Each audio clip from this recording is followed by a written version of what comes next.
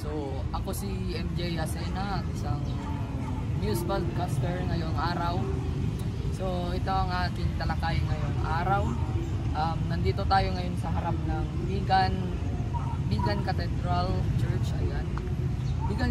The St. Paul Metropolitan Cathedral in Bigan, Philippines has a rich story spanning several centuries. Originality built in 1574 as a wooden chapel by the ones de Salcedo, was later replaced by stone church.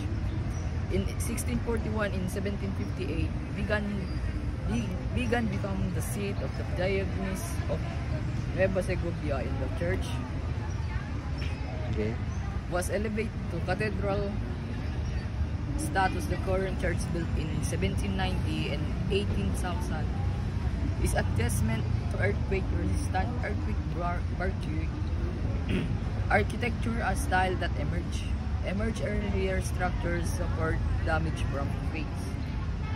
The first church was a wooden chapel built in 1574, commissioned by Juan de Salcedo, the Spanish founder of the Bigan. It was later replaced by stone church in 1641. With the transfer of the Diocese of Nueva Segovia from Lalo, Cagayan to Bigan, church became the cathedral in 1758. Earthquake Baroque style. The church design style which emphasizes thick walls and massive structure with stand earthquakes. Restoration. The cathedral was recently damaged by 2022 earthquake. Is currently undergoing this restoration. So, ayan, dito na magtatapos ang aking video.